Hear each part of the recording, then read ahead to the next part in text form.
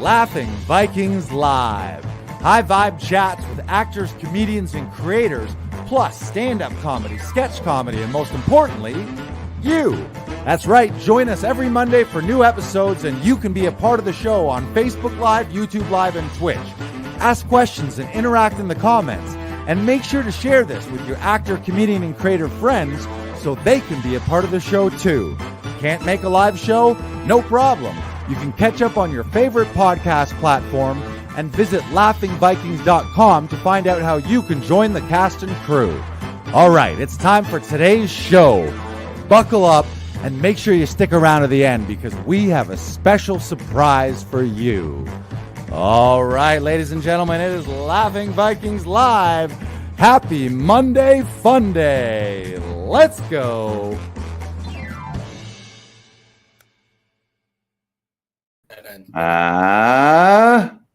Hey, welcome. Episode 101. This is the Dalmatian episode today. We got a doozy. How you doing, BK Broiler? I am doing fantastic, Lars. I am tired, but you know what? I'm kind of liking this beard. What do you think of this? That's your lack of sleep beard? My lack of sleep beard and lack of interest in shaving beard. What do you think? That's your Rumpelstiltskin beard? You're just going to let it grow out? I'm just going to let it go. Have you given up? What happened? You just gave up? You're like, no. I don't sleep anymore and I don't shave anymore. This is a determined beard. This is determined. This is your playoff beard. Yeah, I'm in the playoffs now. Nice. I am always going to be in the playoffs. No matter what, every audition is a playoff game. Game 7, baby. Yeah, we've had a busy one here. The studio has been busy every day with auditions. Comedy Alley is bumping here midsummer. And for those of you who are watching, you were in for a treat. We got a fantastic guest on today. I think we're going to start with a clip. We're going to roll it. I just want to get into it because I feel today's guest, when you meet him, you're going to realize that we could have, we're going to need a part B and a part C and a part D to go over his entire career here today. But we're going to have a blast. Are we getting bombed by somebody popping in? Who's that? Is that somebody popping in? Don't worry about it. Just give me the line, Lars. Give me the famous line. You want to hear it? I want to hear it. Roll the clip. Bob Rubin.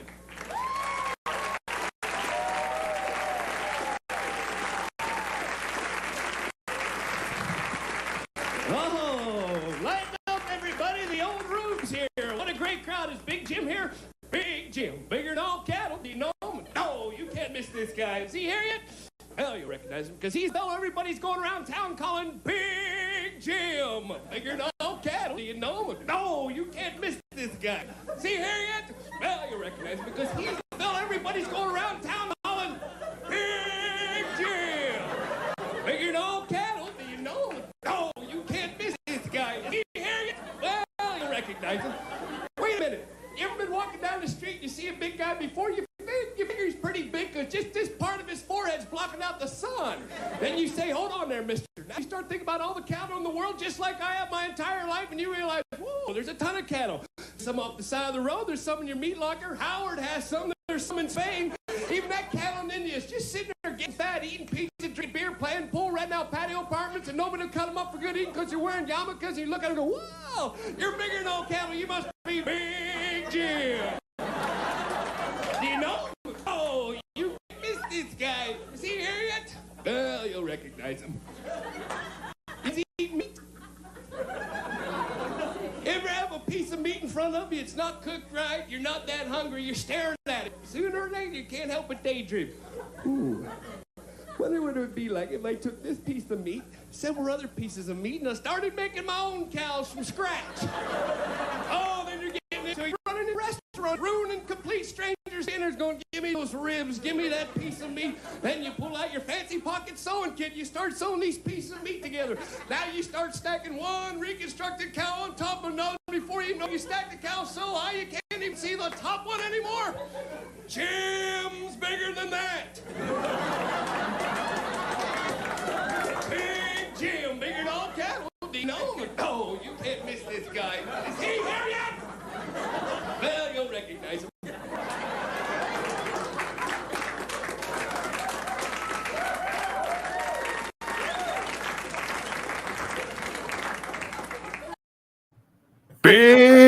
Jim.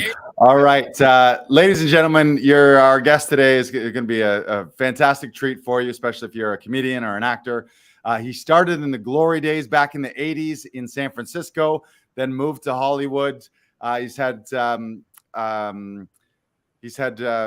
great roles in Boondock Saints 2. He's also been in Rob Schneider's movie, I believe, The Animal and Hot Chick, and recently released his Netflix special, Bob Rubin, Oddities and Rarities, produced by Patton Oswalt. And we've had him a couple times at Comedy Alley here at Laughing Vikings. You guys are in for a treat. Let's bring him into the studio. The Bob Rubin. Woo! There he is. Hey, buddy. Is that not a strong enough intro for you? Gentlemen, can you hear me? Oh, yeah, Yes. we hear you loud and clear. Now, can you hear me? Yeah.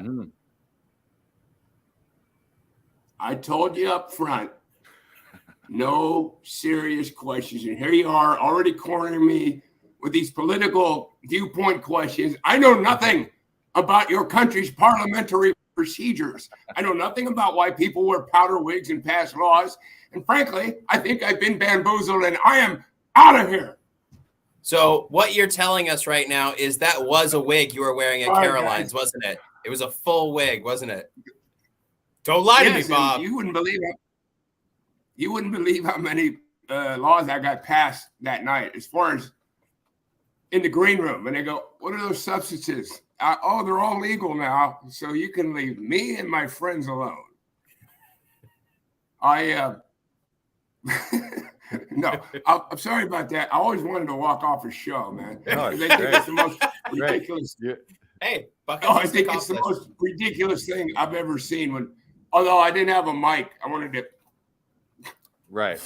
Yeah. It's funny because you walk off, but you're just left in your own home too. So you're just still standing. I know, standing in a room by Kind yourself.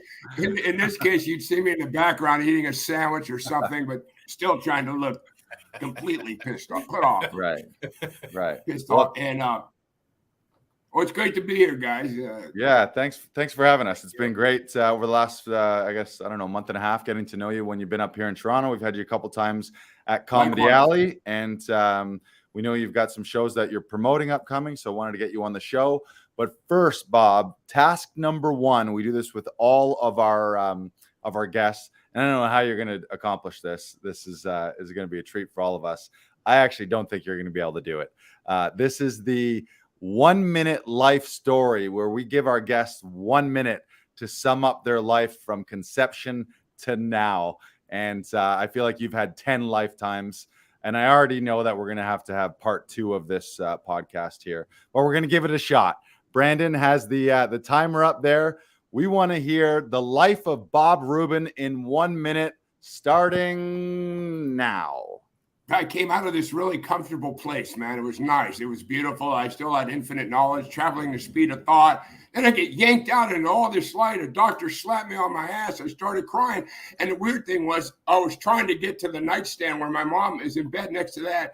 There was a pen and paper, and I was trying to write everything down because I had all the answers as soon as I got here.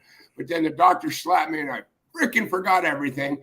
And then I was bar mitzvahed, and then I went to military school, and then in between all that, I was singing, thank God I'm a country boy. And then I was singing that other song about Take Me Home, Country Road, West Virginia. And then I went to San Francisco, and then I got a nice following in San Francisco doing stand-up, and I've been in San Francisco and Los Angeles doing stand-up for many, 39 years. And I did some movies and television and writing, but this is my most important appearance of them all. Thank you. Ding, ding, ding, ding, ding, ding, ding. He nailed it. Ladies and gentlemen. I love how you slowed down at the end, too. That was 100% correct. Full No one mark. said I couldn't use peripheral vision. I had my eye on the clock. By the way, I was kicked out of a club here recently, Bovine Sex Club. Have you ever heard of that? Yeah. Yes. Yeah. I was just standing there singing, doe, a deer, a female deer, Ray, I drop a golden sun. And I was, stomping my left foot, keeping time with my girlfriend, Jennifer. The guy comes running out from behind the bar, says, excuse me, sir, there's no stomping allowed here. Yeah. You're going to have to go. Oh, I did it again. He goes, you're going to have to go. I'm like, no stomping? I thought maybe he'd say, could you just quiet down with your singing? Not everyone appreciates your beautiful voice, but yeah, man, you can't. The first time I got kicked out of a car for a club for stomping. And that just reminded me, it's like, why did you say, oh, hey, sir, you have to leave. There's no peripheral vision allowed in this club. I saw you using it. And what was I going to tell you? Rules are rules. Back then, this was like 10 years ago here in Canada. And I was a lot bigger dude, and I had a buckskin jacket with French steel-toe boots. And looking back on it, I think if I wore a cowhide jacket, I might have met some more people while I was in there. More bovines. Well, I didn't know that there were stomping regulations here. I know that in Calgary, it's like a thing they celebrate, right? Mm-hmm. That's what makes Calgary different from the rest of Canada. Is they stomp, we don't. Yeah, there's only one person that's allowed to do it here, and that's Stompin' Tom Connors. Stompin' Tom Connor. He's allowed to stomp, but he's the only one. Boy, the string section that backs him up, and that little kid on the banjo with no facial features, that guy just, I don't know. He puts on one heck of a show, huh, fellas? They say that kid's still playing. They say that kid's still playing that banjo. Yeah. And he still has no features. He hasn't grown a face yet. Nope. So, Bob, I want to go way back. We like to ask our guests, what was your very, very first performance? And this could have been as a kid or in school, but when was the first time you got on stage anywhere, either stand-up or acting? I think he froze. I don't think he did. He did not at all. Do we all freeze? I didn't know you were going to ask me this. Let's see. Okay. This is funny. I'm in grade school, and we're at I'm in the car with my mom in front of the Towngate Theater in Wheeling, West Virginia. And my sister's inside auditioning for a play. And my mom said, go inside, see what's taking your sister so long. I go inside. Then a little bit, we both came outside. And I had a part in the play and my sister didn't. And to this day, and she quit talking to me. She hasn't talked to me in 10 years. And we're not here to, get into that, Dr. Phil and Dr. Phil. But I think it all stems back to that. So I ended up in a play called The Adventures of Harlequin. And I remember there was a cast picture in the Wheeling News Intelligencer, the local newspaper. And then we did all these matinees where they bust in the Brownies, which were the junior to the Girl Scouts. So they were all grade schoolers too, but like 3rd and 4th grade. And I was a 6th grader. So I was like the big man on campus. And these little kids would actually come up to you. It's funny because they're in their uniform and they would actually come up to you after the show and have you sign a program, which I still to this day look back on, and I thought was pretty cute at the time, because they don't, it was a big deal to them. And then while this was happening, one of the moms that were there, she goes, hey, would you sign my program? And, I looked at her and said, well, why do you want me to sign your program? And she goes, well, who knows? Maybe one day you'll be famous. And sure enough, she was dead wrong. Now, that was the first time I actually ever performed. But, I was a class clown the whole way. Okay, so I'm taking you from the very beginning, if that's okay. Please, Mm-hmm. yeah. Yeah, so I was a class clown the whole way. And in the report card, Robert, gets good grade, the comment from the teacher, but he talks too much in class. And then I think in 5th grade, I wanted one of those really cool Schwinn or Huffy bicycles with the banana seat and an 8-ball shifter on it and ape hanger handlebars, pretend biker thing.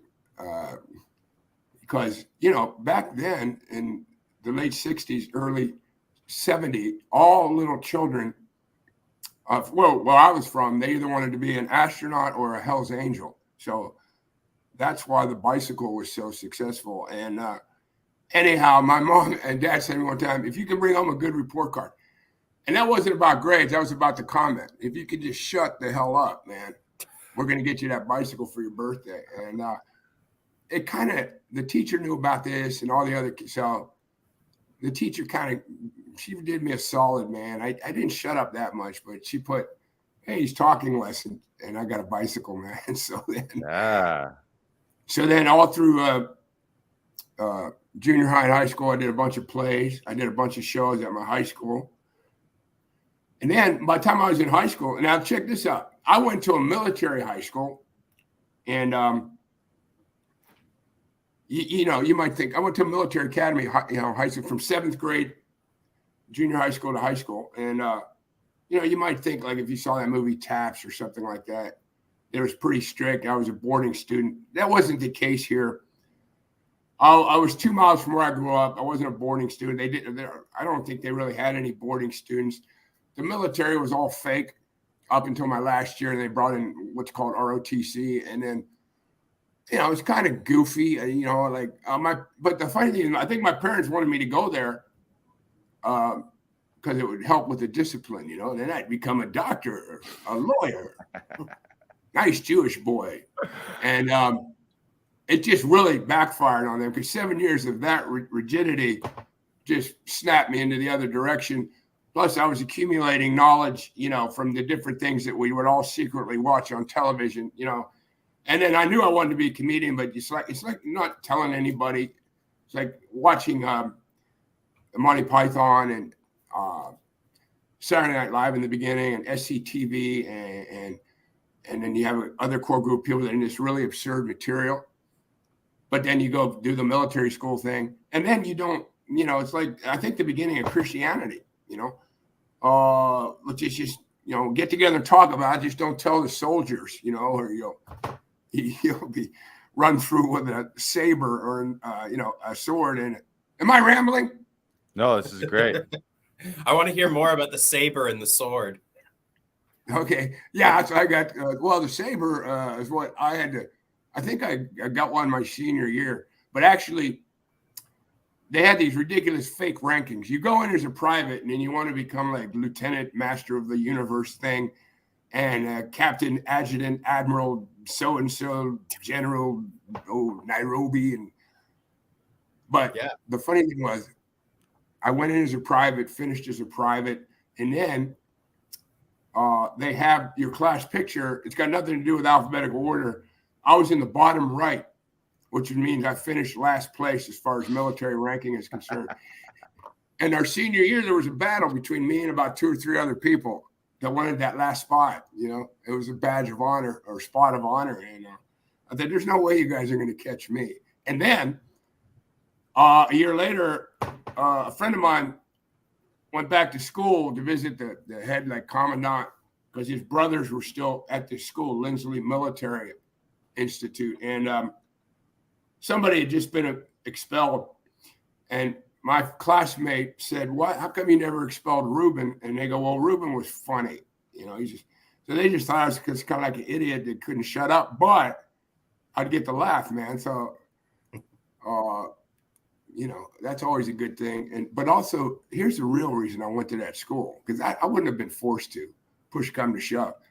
It was like a freaking, it was a military academy, but it was like a high school for the performing arts. I mean, we did 3 shows a year, 2 plays, and one thing called an extravaganza that was a musical and comedy, and it was done at the Capitol Music Hall once a year in the spring, which is a grand old theater. It's now a historical landmark. And I became a member of the comedy team and ended up writing sketches and getting all these other people, my classmates, to do these great sketches. This is in, junior high and high school. It was so much fun. And then with the Wheeling Symphony Orchestra there providing the music. And it's just, and then besides that, we do a play in the fall and a play in the spring. So I was, just getting, and then I didn't play football, but at the pep rallies, they'd bring me up to speak. And that was really when I started doing stand-up, because you'd have everybody assembled and I'd just start telling jokes. Nice. And they thought that was important. So, I mean, how severely military was it? And then I found out later that my class was like the straw that broke the camel's back. Like we just can't have a group of idiots ever pass through this so-called military academy ever again. So I graduated in 77. 78 was the last year. And then 79, they dropped the military. And I'm like, oh, they could have dropped the military in 75. We would have been happy with that. But so then I went to, I ended up in Tucson, Arizona in 1980. And I went to a couple semesters there, and I saw in the school newspaper they were doing a comedy show in this place called The Cellar in the Student Union. Now, The Cellar was cool. It was 2 levels. It had this nice little stage with nice little wings. But it was a place where you'd go to eat your lunch, where you know, usually stuff you got at the food court. So I joined the show when they had done it for a year. And then I brought a certain energy to it, writing sketches, doing stand-up. And then the next thing you know, this place is packed. This is at noon on Friday. And it got so big, we had to move it upstairs to this ballroom. So we did 500 people at noon on Friday. And it was great. Well, there were 2 other guys that graduated with me, and they said, yeah, we're going with you, man. We're going to be comedians too. And I had no doubt. This was from the age of 9. I'm going to be a comedian. So at the end, when we graduated, they all said no. And that's really how hard it is to commit, to being stand, which I know we're going to talk about a little later, some stuff for some new people getting into it. But I had a love for it that would not, I was not going to sit on a porch at 8 and go, oh, I wish I had followed my dream and, done some stand-up. Well, I couldn't let that happen. And anyhow, so then I went to San Francisco because I figured out you want to get some stage time in a place that's in the spotlight, but not the brightest spotlight. So I didn't want to go to New York because I didn't like the cold. And then Chicago was probably a good place too. But again, the cold, I didn't want the cold. Then I said, LA or San Francisco, LA or San Francisco. Well, San Francisco is where I went. And it was the best decision I ever made. Spent 10 years there. And then for the last 27, I've been in Los Angeles. And now I'm spending more time here in Toronto. I love it. I'm in love with my girlfriend who will be my wife. Soon we're going to, make that official. But I met her doing a movie here. And that's a really cool story if you want to get into that later. But then that's what brought me back to Toronto for the first time since I was 9 years old. And we took a car trip. And then, so now I'm here and, having a great time at the Laughing Viking. It's great to meet both you guys. You've been nothing but helpful and wonderful and giving me stage time and a place where, you can go and feel real comfortable. I don't care how long you've been doing it. When you're working on new material, you want to have a place to go crazy and feel comfortable. Yeah. Gentlemen, that's the most serious thing I've ever said in any interview in my whole life. So. Good. It's good. He's evolving. Kudos to you. Now, I know you tricked me by saying, we tricked you. Hey, take as much time as you want to talk more about yourself. Yeah. My question, you said since the age of 9, what was it that built that conviction? Where did that conviction come from? Did you see someone live? Was it people on TV? If you want to get metaphysical, I brought it here, man. I brought it here. And the doctor slapped me on the ass, but I did remember it a little bit. It's like I saw it, That's the only explanation I can give you because, it is conviction. It's a knowing and okay. But, I mean, I grew up around funny people. My parents were funny, but there's no way. There's no show business family. In the middle of nowhere I grew up, West Virginia, And my mom was a businesswoman, business administrator. My dad was a gynecologist.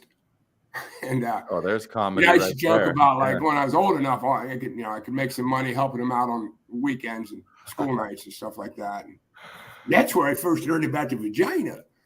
No, you can't, go help your dad out, man, unless he's a TV repairman or something. But,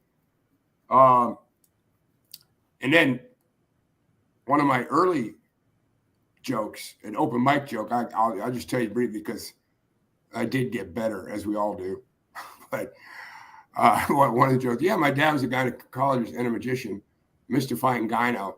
Now, pantomime, pulling silk ropes, the silk the silk handkerchiefs tied together. Out of the woman, a woman had her leg in the stirrups, and he's like, oh, look, silk scarves, and, flowers, and here comes Junior, and but yeah, so he was not in show business at all. Funny guy, really strange sense of humor. So he used to crack me up at the dinner table. And then, I don't know, my mom says she remembers asking me, she told the stories many times as the years went by. Yeah, we asked him what he wanted to be when he grew up. This is at 9. And a 9-year-old, I think, back in 67 or 68, it was a lot younger than, a 9-year-old today, and less aware of the world, but a 9-year-old is a 9-year-old, right? And I said, I want to be a comedian. And neither one of us could figure it out. I don't recall having seen any comics, and no one in our family was in show business. And then, but as it turns out, I guess maybe at that point I was already the class clown, but, at home, I didn't want to get spanked. So I guess I was a little more reserved initially. And then things got more and more crazy. Then I started doing plays and shows, and I guess people saw a little bit of talent. But then, I went and studied broadcasting at the University of Arizona because I said, okay, here's your plan B. You get into broadcasting, not even in front of the camera. I didn't want to be a weatherman. Well, we've got a low pressure system moving in from the prairies. And, well, that's just going to bum everybody out over the weekend. Look at the 5-day.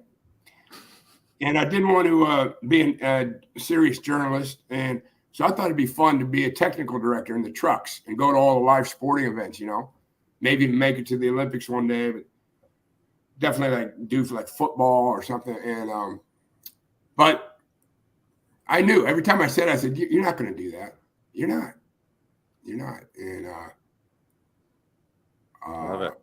That's the conviction. I think you're not going to do that. You're not. And it worked out. I don't care what anybody says.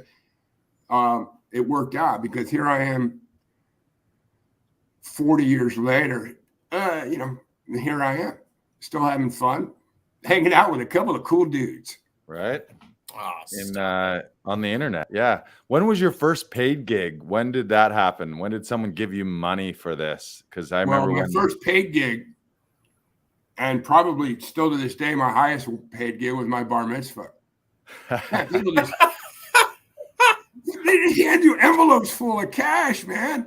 Then I wanted to be honest to this day, and they'd hand you another envelope, hand you another, I'm like, whoa.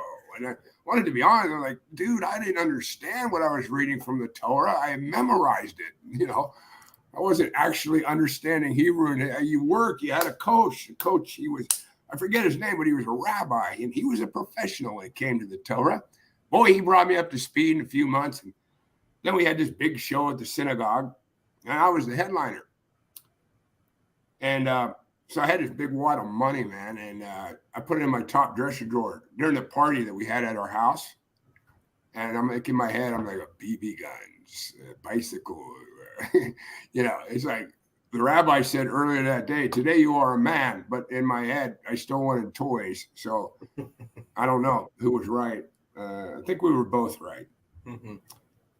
Because I still wanted to buy toys and stuff. But later that day, when I had some time to myself, I peeked down at my penis. It was a little bit bigger. So I think we were both right. If either one of you are Jewish, you know this, when at some point, like in your first few days, they cut off a little bit of your penis, but it grows back usually by the time you're bar mitzvah. And that's why they say today you are a man with actually even back then they were shortening things. Today it's ridiculous. Everything is LOL and abbreviations. But back then it was right. They abbreviated. Really, what they used to say was, "Today you are more of a man." So, but I wanted to buy toys. Anyhow, I go back like an hour later just to look at my money. It was gone. My mom went right for it. "This is for your college education." But here's $10. Get yourself one BB. But okay, no, seriously, my first paid gig. Oh man, this was a trip. Okay, so I'm at the Holy City Zoo in San Francisco, where so many greats came through there, man. It opened in the 70s as a folk music club, and it was made. The interior had all this wood, man. It looked really cool, like an old den or something. And you could have 25 people there, and that was a lot. But you could pack in maybe 60, and I'll tell you, man, we could do a whole nother show about all the crazy stuff that just happened there that I was a part of. But the wood came from some place called Holy City, so in Northern California. And so that's why it became the Holy City Zoo. And I guess the zoo part was like an Animal House type of reference. You come here and be crazy because we want you to get good. Just don't think about ever being banned from this club. And for people who don't know, sorry, Bob. For people who don't know, can you drop some of the names, the people who were working there at the time? Back in the glory days? Robin Williams, Dana Carvey, Bobcat, yeah. Oh yeah, Bobcat, Dana Gould, Tom Kenny. Oh man, I miss people.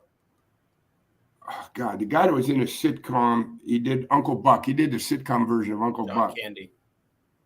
No, that's the movie version. This guy did the sitcom version. Great comic guy, funny guy. Unfortunately, he passed away, I think a year ago. But anyhow, who else, man? Everybody went through there too. Right. I mean, like Bill Hicks. Were you a bartender before you were a comic there, or were you a comic who got a job as a bartender there? Yeah, I was, doing all these freaking jobs, man, just like you have to do. And like the last, I think, day job I had was in a mailroom at Chevron downtown. And prior to that, I was like a Kelly girl, but a Kelly guy. And a Kelly girl, you ever hear of that? I've heard of that. What is that? It's a temp agency. Right. But it's like, well, we'll call you at 4:30 in the morning and let you know if you're working that day. I'm like, shit, I'm just getting home at 4:30 in the morning. But I was young. That's why, if you want to do this, start young, because the first part you might be doing 8 jobs and then having to do a set at 2:30 in the morning. So, but when you're 22 years old or something like that, we're all made of rubber. The hormones are spiking. And what was I? Oh, okay. So I started doing open mics at the zoo, and then just by luck,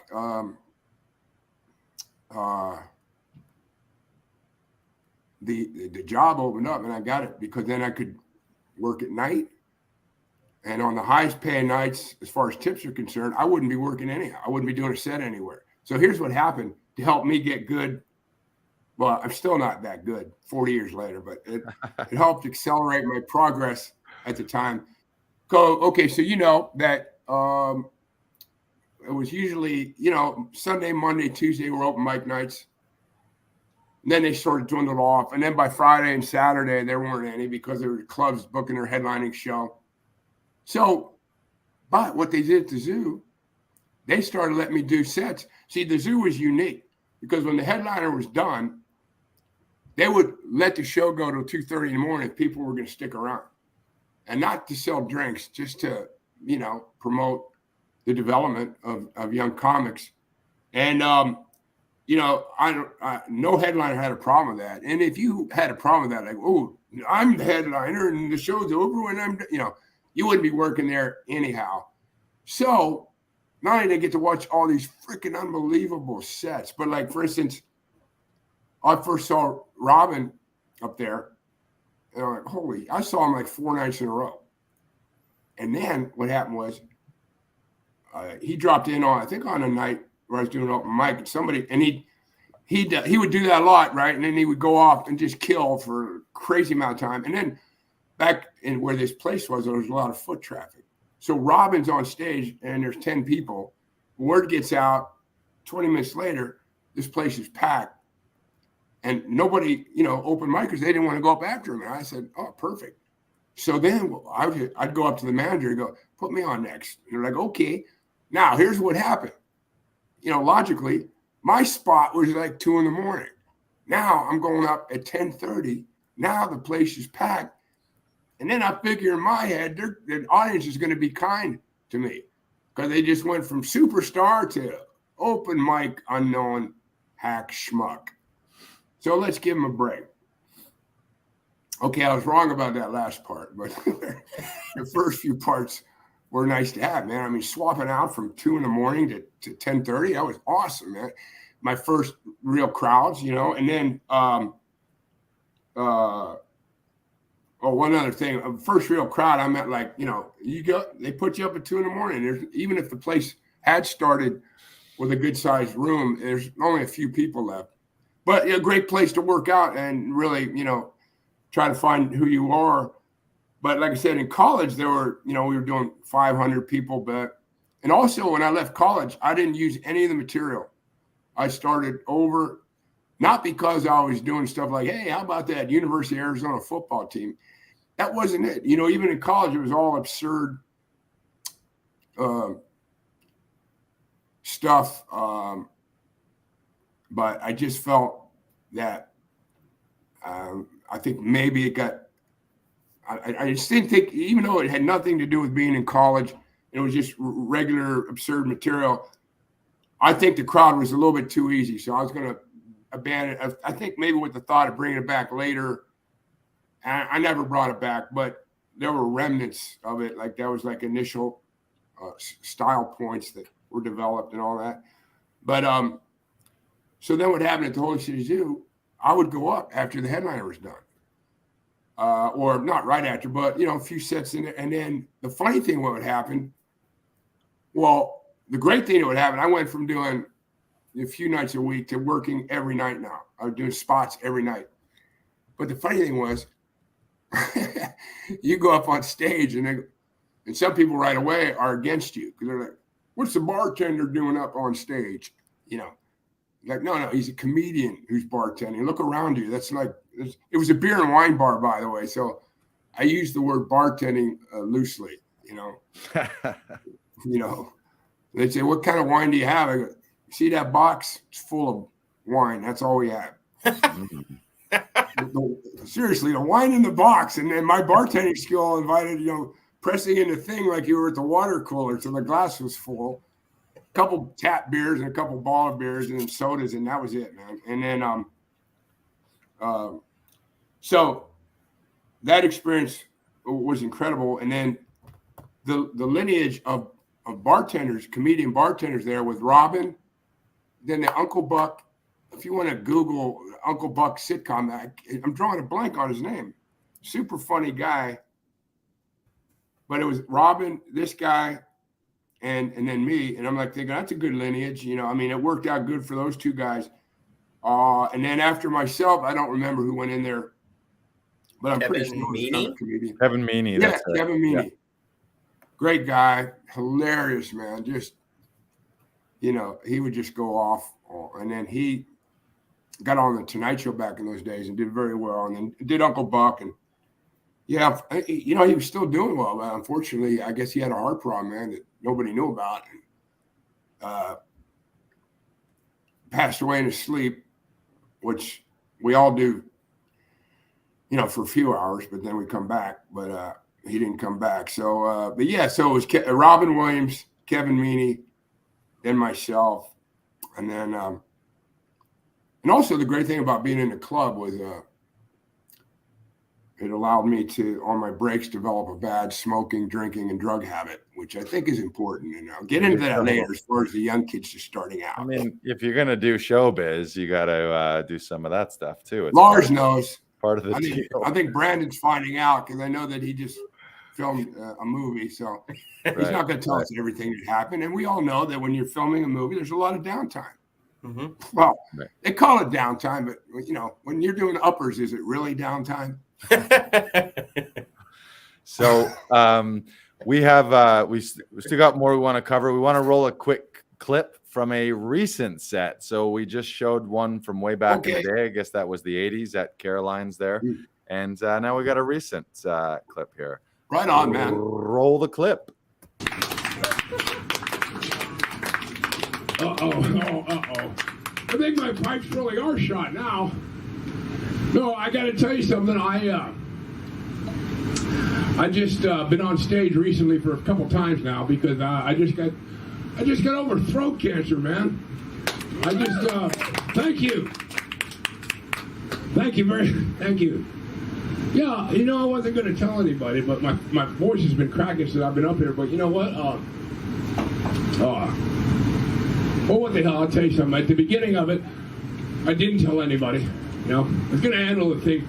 Going to be just me and the cancer, and I was going to be real stoic about it. And definitely wasn't going to put it out on Facebook. Everybody laying out their medical procedures and their diseases out on Facebook and all their misery. And not me, man. I'm not going to do it. Not going to tell a soul, man. Just me and my disease. I'll win it on my own. I'll defeat it. Well, that lasted for about 3 months. Next thing you know, I'm trying to tell anybody who would listen. I'm hanging out at the arcade at the skee ball section with a fistful of quarters. It's called a skirmish cell, Billy. Billy, where you going? Come back. I've got quarters. Don't you want to play skee ball? They scope me every 2 months because they're scaring me into thinking it could come back. Billy, don't run. This hurts my voice. You shouldn't make me yell like this. Oh, Billy, another thing is I don't even have a human vocal cord in here. They had to put in a pig's vocal cord. That's right, Billy. And I go to physical therapy twice a week so to try to make it sound more human. And you can't even really tell except when I get angry. Billy! Come back, Billy! Anyhow, well, I'm feeling good, man. I'm feeling good. There's a set clip of Bob's set from a couple weeks back in Comedy Alley. Speaking of Comedy Alley, you're going to be here again this Friday, August 19th, doing 30 minutes there. And we want to mention for everyone in Toronto, you've booked a headlining set at Free Times Cafe.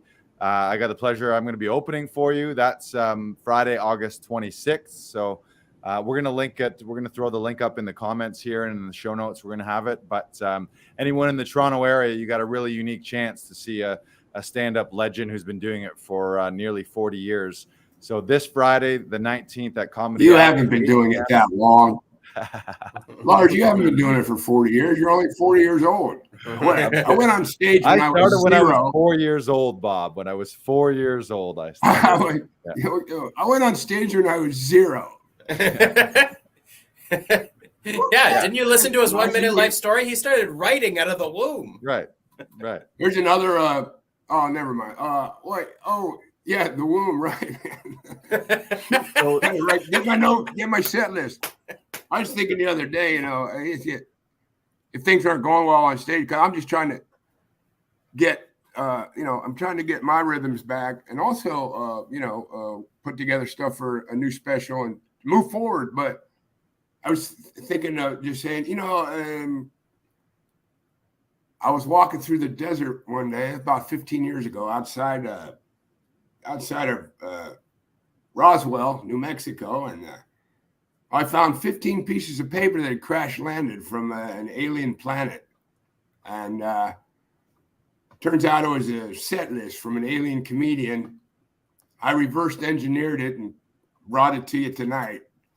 It's not working out, but I think if I was on the planet Zigzord right now, I'd be kicking ass. You'd be crushing with the Zigzorian. But, the Zigzorians love now, that. I just want to tell you, I appreciate the stage time, man, because trying to build the strength back I'm trying to build the strength back. And so that show on the 26th will be my first headlining show doing a full set in 3 years, because we all sat out for 2 years with the pandemic, and then that's right when I got throat cancer. So recovering from the treatment, cancer free and all that good stuff, man. So and I wasn't going to talk about it. My voice cracked that night, so I just like, okay. And the reason is it's really kind of not what I do. I just kind of do this ridiculous stuff, which I love, makes me laugh, makes me crack up. So, you come to the show, everybody's got their own problems. You let them escape for a while. But I tell you the other reality, unfortunately, in this toxic world that we live in, everyone, unfortunately, has been touched by cancer, whether it's themselves or a family member or a friend or a family member or a friend, everybody, man. So, anyhow, but what was I talking about, man, before I started to make everybody cry? No, this is this is serious life stuff too. So because you went through two things as a comedian. You had the pandemic, so for a year or two you weren't able to do the thing that you love and your livelihood. But then on the back end of that, when you were getting ready to, like, the light at the end of the tunnel and being like, okay, I'm about to get on stage, then you get this cancer diagnosis, which, anytime anyone's diagnosed with anything, it's a gut shot and maybe a little wake up call. But also the fact that it was from your throat, then you're thinking like, okay, first I got to survive this, but then if and when I do, is your voice, which is what you've made your entire life about, still going to be intact? So that, between just the scare of cancer alone, but then it being something throat related, that must have been like a really scary scenario for you. Yeah. Yeah, because I literally thought it was just laryngitis, which I've had in the past, just because of the way I behaved. And because, I was so loud, really, that I didn't even hardly use the mic half the time, man. Right. That old saying, play to the back of the room, yeah, or like in a theater, play to the back of the theater where they, don't have microphone. Like in a production or something. And then I said, well, I have to be even stronger than the back of the room. I've got to be loud enough to be heard in the parking lot. But halfway through my shows, people are walking out because they didn't get it.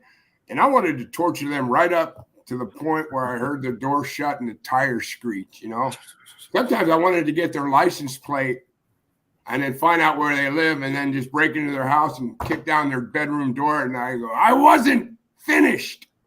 Now, where was I? But Lars, what were you talking about? I'm spacing out, man. No, I just wanted to get your take on, like, has that changed your outlook on comedy or on your life, going through that type of mortality scare? Are you different because of that now, you think? I take golf seriously now. Before I didn't even write the scores down, Lars, but I'm grateful. Yeah, I'm more giving gratitude, and then I'm like, oh, this is how you die. Oh, you do die. Oh, okay. I think really a good way to approach life is I've always believed that one day somebody will live forever. Why not me? There you go. Why not on stage? That something kicks in, or there's a weird cloud from space, and suddenly you live forever. But your audience doesn't, and then they can't get up and leave because they deteriorate, turn into worm-ridden skulls or skeletons, And that'd be a pretty long show. That would be what, a 60-year show, I think, at least. And then, but to keep going. Would you notice that it was going on for 60 years, or would it just be like, I felt like I did 5 minutes? Exactly. I was like, I don't know, felt pretty tight to me. There you go. Yeah, time flies when you're having fun. Bob Rubin killed on stage last night. Felt tight to me. It's like, did you fucking hear what Bob Rubin did the other night? He went on stage for 275 years. And my defense was always, yeah, but 60 years of that was pretty good. Yeah. Right. Question No, for I you. tell you my outlook. Did I answer your question? No, go ahead. Keep going. Yeah, go ahead. My outlook is keep moving. My outlook is I mean, it's I literally did have an attitude like, hey, live forever. It's a good way to stay young, and why not believe in magic, man? Why not? So I thought I had laryngitis, and then my girlfriend was, kept looking stuff up on the internet, and she got really worried. She's like, he didn't have laryngitis. No. And then I went home and it lost to Los Angeles. And so I was in the doctor's office, and she said, she heard me talk. She's like, oh, God, man, what is wrong with you, man? You should have been checked out a long time ago. But so my girlfriend was in the waiting room, and they have COVID measures up. Even to this day at this place, you have to do a test, and you can't go back with anybody. But then she looked at me and she said, is your girlfriend vaccinated? I said, yeah. And then she looked at her nurse and said, go get his girlfriend, tell her to come back. And I'm like, oh, man. And then she did the scope. And she said, this is probably cancer. And, it's right on my moneymaker. So I just, got scared, pictured him taking out the vocal cords or something. And then, so it didn't work out that way. It worked out in a positive way. And, so I was always grateful for that, but I always tried to have, gratitude. It's human nature to get depressed, and especially as you stand up, and it's human nature to go, my career didn't end up where I thought it would, but the reality is it's all up and down. And and as far as my material, I've always been locked into one solid thing, and that is just see how abstract you can get without losing an audience. I'm never up there for myself, ever. And most people never, ever said that about me. They just go, I don't get it. I think he's on drugs. Or the people that love it. I have had people that used to come up after shows. I've seen you 100 times. I'm like, no, you haven't. Oh, yeah, we've seen you 100 times. And definitely even fans to this day in certain areas where I know that, I know them now. And they've been to a lot of shows, and they like the mistakes more than sometimes more than the material, the new material, or they've got old favorites. It's almost like sometimes it's like they're disappointed, it's like you got to do certain pieces of material, for the ones that know it. And then, so it's always been people really hated it or people really loved it. I think that's always how it should be. Not that, hate's a strong word. That's not really what's going on. Not up there to make people hate you, but be remembered. Like I would always tell people, going back to like doing showcases and stuff. Let's say there were 5 people doing 20 minutes and everybody did pretty good. And I'd go up for 20 minutes and they're like, whoa, what? I don't get it, and then, but on the way out, they go, hey, that first comic was pretty good though. He did that thing about, and that, second comic. But when they got to me, they got, but that Bob Rubin, whoa, what the hell are they thinking even putting him up there? But they did remember your name. They remember your name in moments like that. And that's not my intention to not go over, but, just keep it abstract. Like I said, this is the most serious interview I've ever done. So kudos to you guys for sucking the hell right out of me. Yeah, we just want to remind people again, they can see you this Friday in Comedy Alley. You can grab tickets, laughingvikings.com/Comedy Alley for all the listeners in Toronto. And the Friday after that, we're both going to be at Free Times Cafe. You're going to do a full 45-minute to hour headlining. That's Friday, August 26th. Yeah, 8:30. I'll be opening for you. And then also Braden Lynch is another Toronto comic. Braden Lynch is going to host that for us. And we hooked up the link here in the chat too, and we'll link it up in the show notes. What else did I want to ask you? Oh yeah. So you've also done a lot of TV film. Yeah. Including, is that the eye test? Yeah. Including. I'm wondering who you're looking at when you said a lot. Right.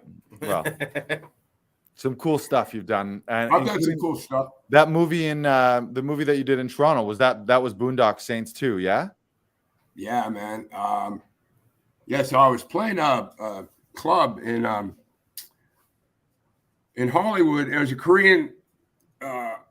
Korean restaurant or Thai restaurant. I don't remember, but they had an incredible showroom, man, in the back. I mean, it looked like the Copacabana in the back room. And so once a week they had a comedy show there, and I would always go there, work out. And well, one night after the show, guy comes up to me and says, "Hey, man, this is my name's so-and-so. This is my wife. We love you, man." And I thought that was great. Can we buy you a drink? I'm saying, yeah, sure.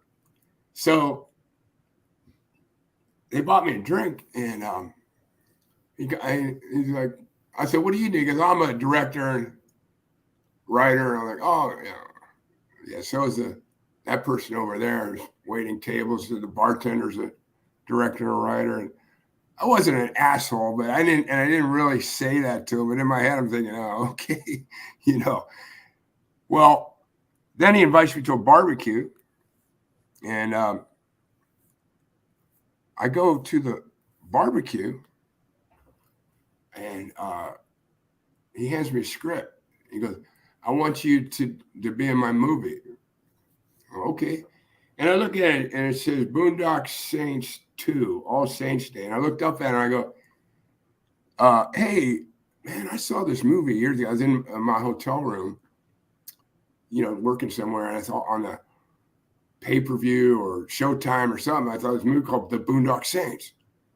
And he goes, "Yeah, you idiot. That's my movie. This is the second one. We're doing a sequel." I'm like, "Oh." I didn't even put two and two together. I'd heard his name, Troy Duffy. I didn't even put two and two together until he called me an idiot, and the script was in my hand. And I just look at it and go, "See, this kind of moment explains why I'm not more successful in Hollywood. I don't know how to schmooze or network. I don't get it, And then, so I had to audition for this part. I went up against 14 other people. Now, it was a gangster who's an idiot, so it was a bit of comic relief. But he's supposed to be this real obese guy. And but initially, between Troy and the guys at Sony Pictures, they're like, "Okay, all right, we'll go with your boy." And he is way funnier than anybody else we saw in the auditions, but he's got to put weight on. And then I read the whole script, and I called up Troy. I'm like, "Whoa." I said, "What's with the nudity, man?" He goes, "Yeah, nudity." I said, "Yeah, but full frontal nudity?" Like, I don't want to do that. Those movie theaters are huge. And he said, "Don't worry about it. That'll be like," because I don't think they'll see your dick. That was his word. And I thought, "Oh, whoa. Well, do you know how big my dick is?" But that was not what his point was, So then I see him a couple weeks later, and I didn't let those words sink in because I'm supposed to be putting on weight, and I was a big guy anyhow. But not like what it said in the script. So then, I said, I met him for dinner, and I'm like, "Yeah, I'm getting pretty fit, man. I'm down to 235. He's like, "Did you read the script?" I go, "Yeah." He goes, "Yeah, everybody's calling you a fat fuck." I'm like, "Yeah." He goes, "Normally, I wouldn't tell an actor what to do, but you better start eating prime rib and butter sticks, man, or you're going to lose this part. I can't." So I think I put on 20 pounds and got up to 255, and then wasn't 100% what they were looking for. So they didn't mind him taking out some of the people calling me a fat fuck, but they were still, wasn't like I was like Arnold Schwarzenegger 255. So I was beefy and did the role. And between those two movies, I'm the only gangster that walked out alive. And that's like a cult. Both those movies have big cult following, so that's like a trivia question. And there was some really funny scenes in it. And that's one I didn't know it at the time, but I got to meet the love of my life. Did I answer the question right? Yeah, buddy. That's great. Tell us how you met Jennifer. How did that come about? Oh, I'll tell you, but I just want to tell you something real quick. So he bought me a drink that night, like I told you, before the barbecue. Then I had one other drink, and I forgot to eat dinner, and I just had like 2 or 3 drinks. And then I'm driving to go home, just a couple miles away in Hollywood, and everybody's going to this other place where we all hung out. And the road that I was on was super brightly lit, okay? And then my dashboard lights didn't work at all. So you know how sometimes you might turn your car on and then it's kind of dark and then you remember, oh yeah, you turn your lights on. And so anyhow, I just turned onto my street that was dark and I realized, oh shit, my headlights aren't on. I swear to you, the second I turned my headlights on, I heard, woo!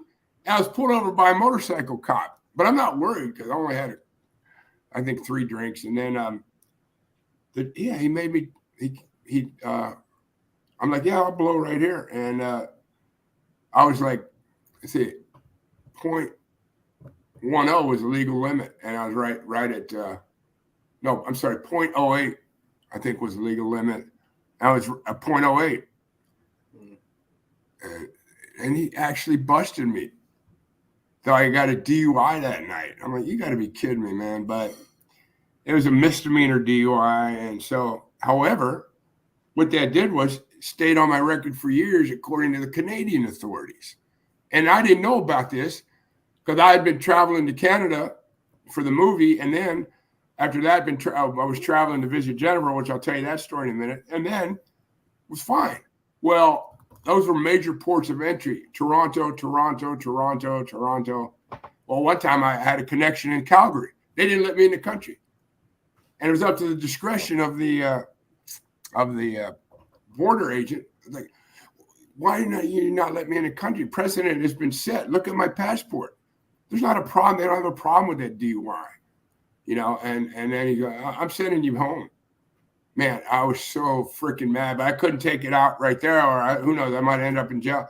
I tried to call a lawyer, I think. I tried to call a member of the council. I don't remember, but I left my apartment 17 hours later. I was home. It was ridiculous. So then,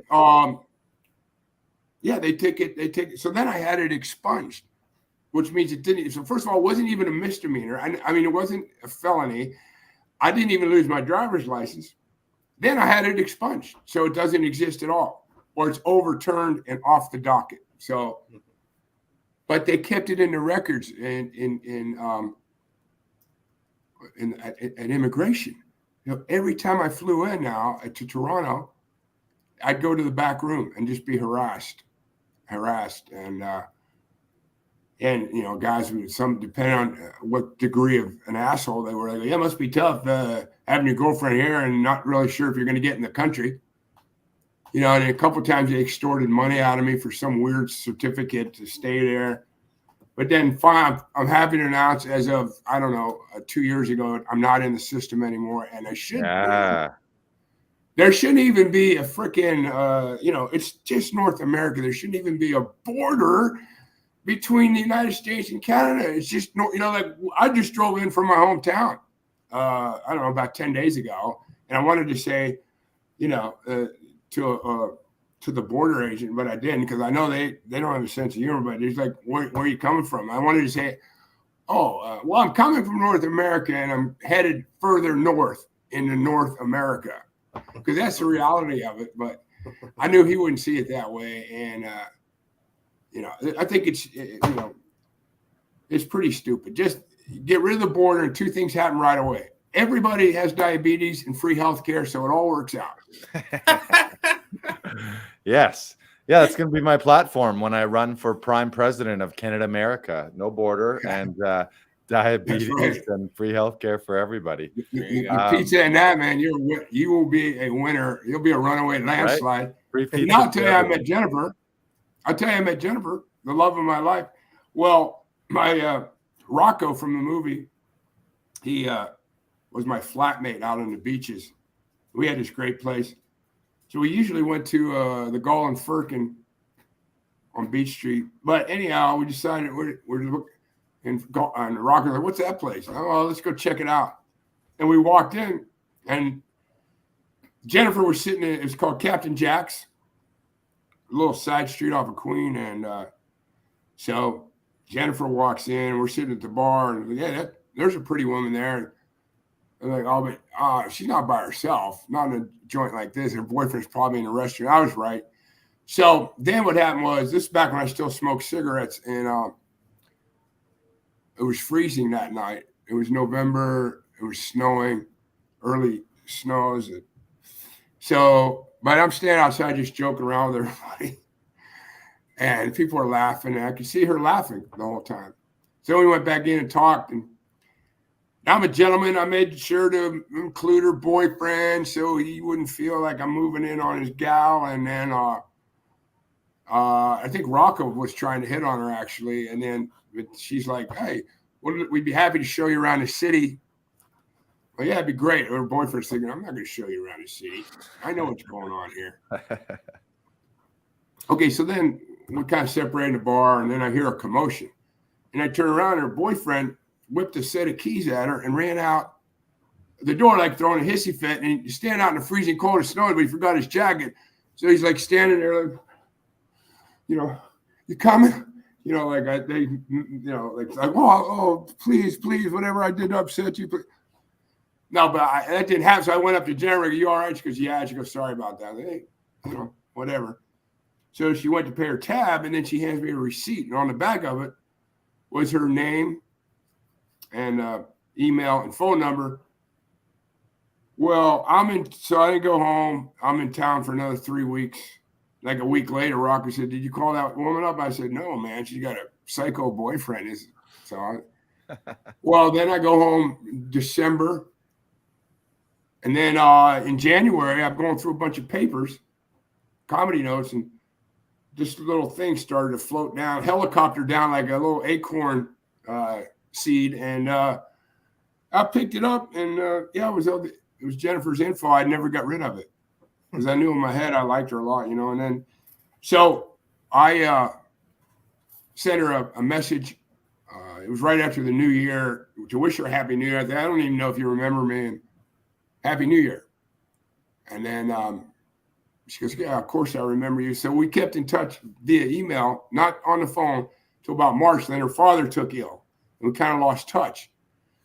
Well, then I see in October of 2009 that it's Canadian Thanksgiving. So I sent her an email wishing her a happy Canadian Thanksgiving.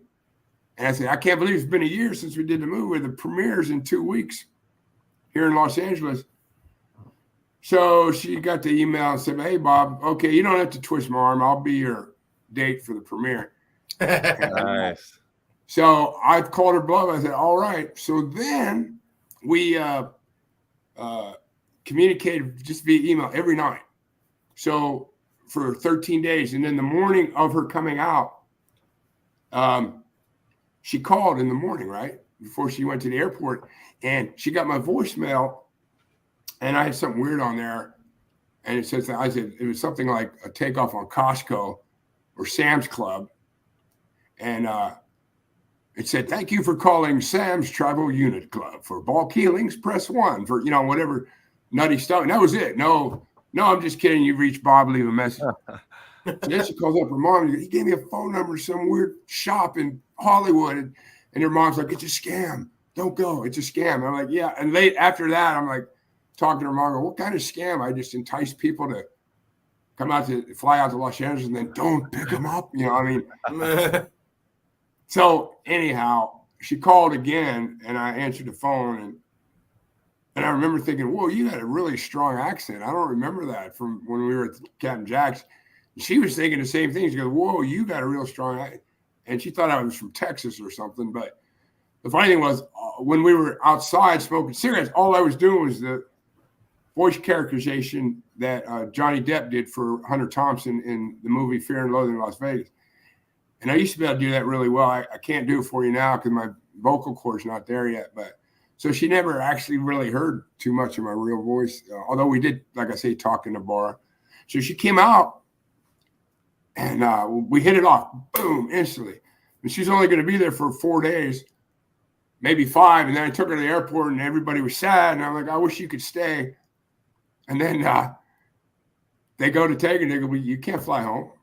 She's like, why not? Your passport expired. Yeah. Somebody in Canada made a mistake when she showed her passport.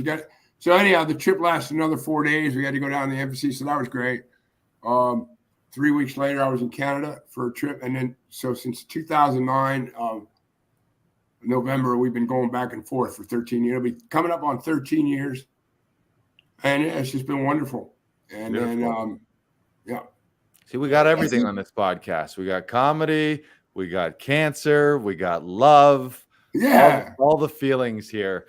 We got to start bringing the ship back to port. A couple more questions, Bob.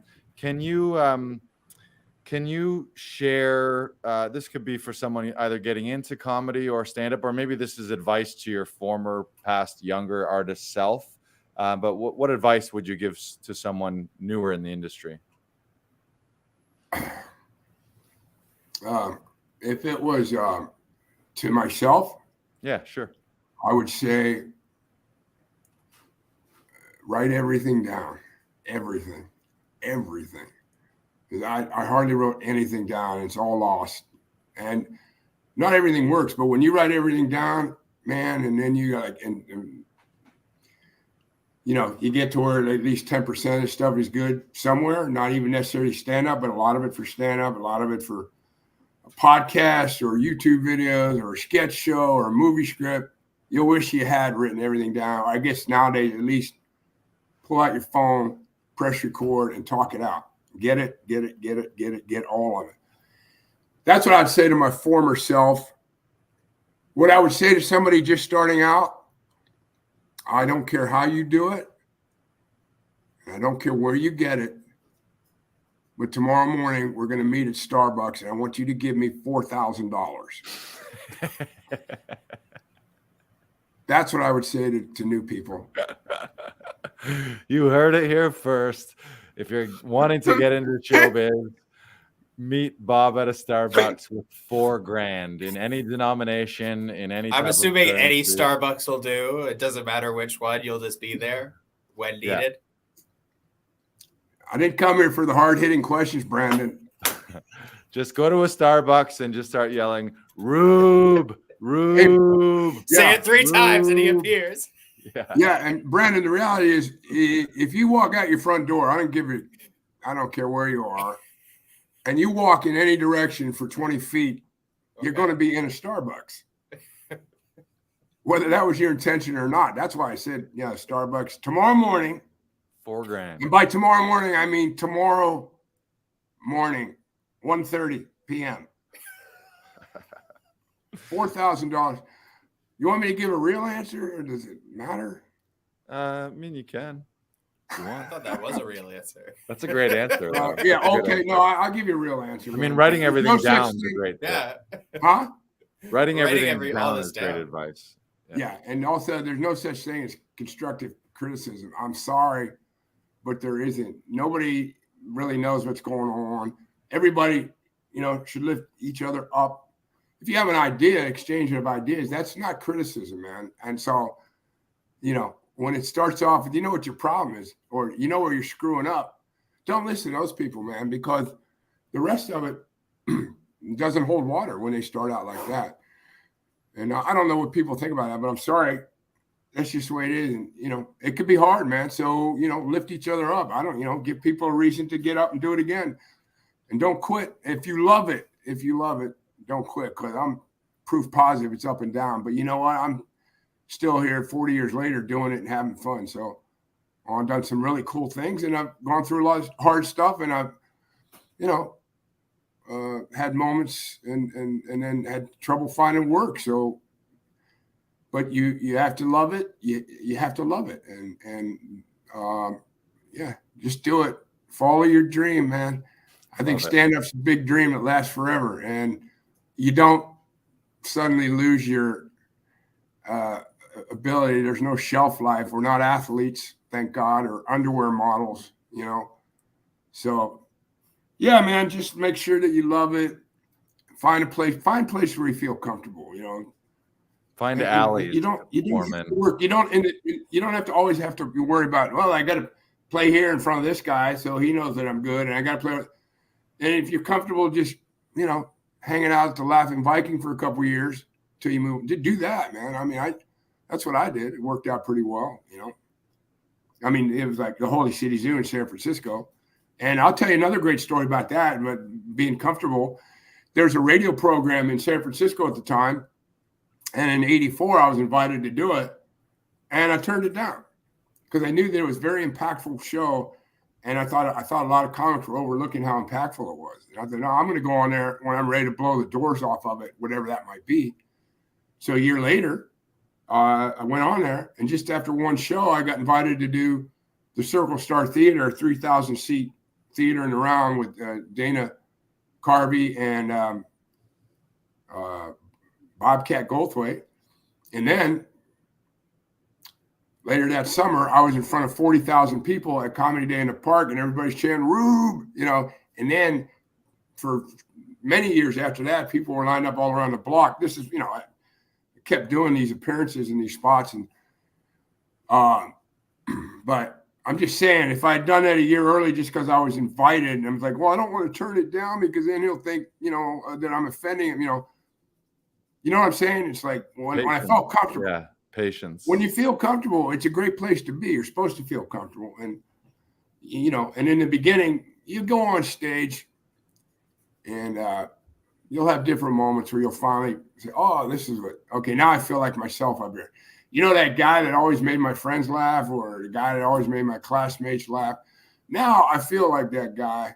That's what I'd be doing if I was just hanging out with my friends, you know, and so you mix that with the stage presentation, you know, which because you're not on the couch hanging out with your friends. You're up on a stage, and most of the people don't know who you are, you know. But yeah, just make sure you love it.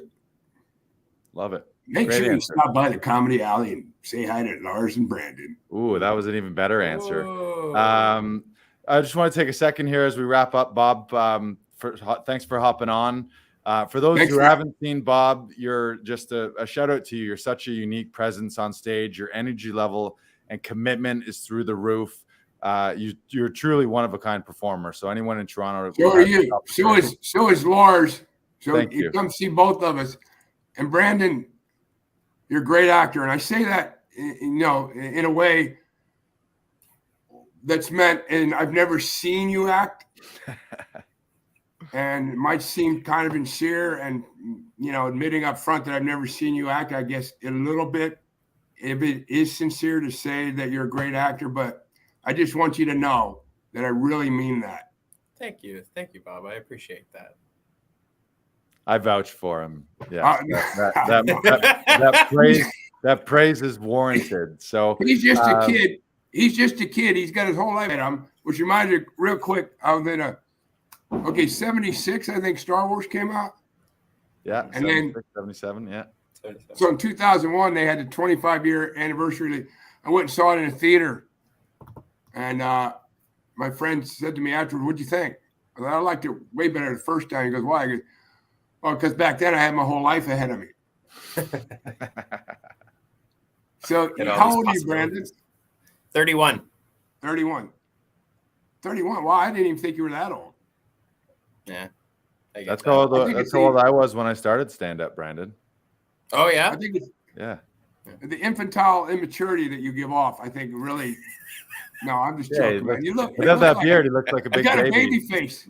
Yeah. You got a baby face. What do you think, Bob? Should I keep the beard?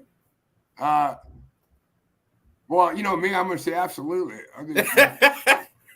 Get it down here till people, like, rent it. For Airbnb. Rent it for Airbnb. The bottom of Brandon's bed is making $900 a night. Hey, go get out of there. Hey, amazing. All right. Thank you so much to all the listeners. Be sure to comment and subscribe. And if you want to see a stand-up comedy legend in your own backyard here in Toronto, Friday, August 19th at Comedy Alley, and the following Friday at Free Times Cafe. You'll see us both there on both nights. So check that out. Thank you so much to Bob Rubin. Thanks, and guys. We'll plan episode 2 sometime in the future, because I know we barely even scratched the surface. We got about 20 years of LA and Hollywood that we. I know, that'd be great. We'll do that. I'm looking forward to it. Amazing. Thank you so much, Bob. Thanks, guys. Thanks, Lars. See you, Brandon. Love See you you guys soon. Yeah. Bye-bye.